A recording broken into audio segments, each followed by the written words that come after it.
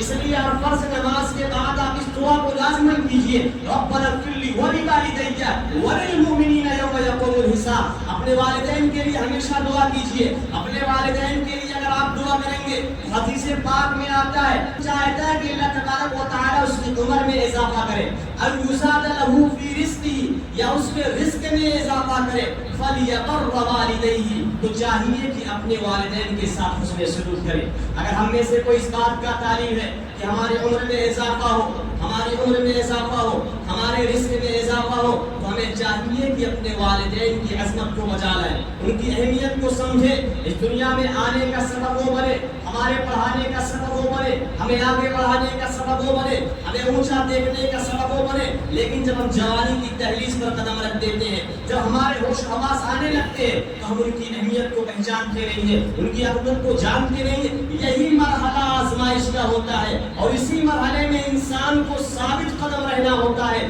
جب انسان کے قدم اس مرحلے میں ڈگمگائیں گے تو آگے کی نیا پار نہیں ہونے والی ہے۔ اس لیے اس مقام میں اپنے آپ کو سمجھیے۔ میں ایک واقعہ سناتا ہوں، حضرت امام بخاری نے اپنی کتاب میں ذکر کیا ہے، امام مسلم نے اپنی کتاب میں ذکر کیا ہے، رسول اللہ صلی اللہ علیہ وسلم نے ارشاد فرمایا، تم سے پہلے 3 لوگ ایک سفر میں چلے جا رہے تھے،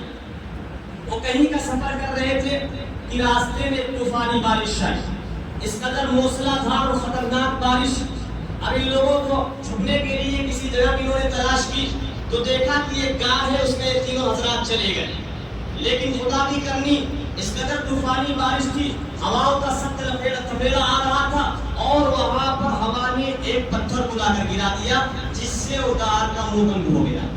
اب نکلنے کی کوئی سبیل نہیں ہے، انسانی بازو میں وہ طاقت نہیں تھی کہ اس غار کے منہ پر سے پتھر کو ہٹا دیا جائے کہ نکل جایا جائے۔ اب 3 لوگوں نے بیٹھ کر پلاننگ کی، اپنا منصوبہ بنایا کہ ہم اس غار کو کھول نہیں سکتے، یہ انسانی طاقت سے باہر کا پتھر ہے، نہایت مضبوط پتھر ہے، اب ہمیں کیا کرنا چاہیے؟ تو ان میں سے ہر ایک نے کہا کہ اس وقت ہمیں اپنے ان اعمال کو یاد کرنا ہے جو محض ہم اللہ تبارک و تعالیٰ کی رضا جوئی کے لیے، اللہ تبارک و تعالیٰ کی خوشنودی کے لیے کیے ہیں۔ اس میں کسی قسم کا ریا نہیں، اس میں کسی قسم کا دکھاوا نہیں، اسی کے وسیلے سے اللہ تبارک و تعالیٰ سے دعا مانگیں گے۔ اگر ہم سچے ہوں گے تو اللہ تبارک و تعالیٰ غار کے پتھر کو ہٹا دیں گے۔ امام بخاری نے اپنی کتاب میں اس بات کو ذکر کیا ہے۔ چنانچہ ان دونوں میں سے ہر ایک نے اپنے اپنے طور پر کہا، ان میں سے ایک تیسرے شخص نے یہ کہا،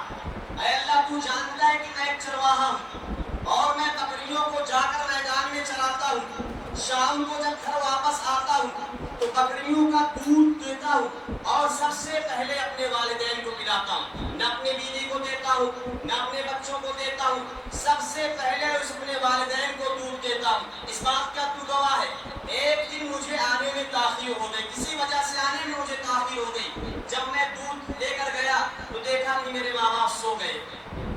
میرے بچے بھوک سے تڑپ رہے، لیکن میں نے ان کو جگانا مناسب نہیں سمجھا۔ بڑھاپے میں اگر نیند سکون کی آ جائے تو بہت بڑی نعمت ہے، میں نے ان کو جگانا مناسب نہیں سمجھا اور میں وہاں سے ہٹنا بھی مناسب نہیں سمجھا۔ ممکن ہے کہ رات کے کسی پہر میں والدین کی آنکھ کھل جائے اور مجھ سے دودھ کا کٹورا مانگنے لگے، اے اللہ میں تیری رضا کے لیے پوری رات کھڑا رہا، میرے بیوی اور بچے روتے روتے سو گئے، میں نے ان کو دودھ نہیں دیا، اے اللہ تو جانتا ہے کہ میں اپنے اس قول میں سچا تھا، میں نے تیرے لیے صرف رات بھر کھڑا رہا، تیرے حکم پر اپنے والدین کی اطاعت کرتا رہا، اے اللہ اگر میں سچا ہوں تو اس غار کے سہارے سے اس پتھر کو ہٹا دے۔ روایت میں آتا ہے کہ اللہ تبارک و تعالیٰ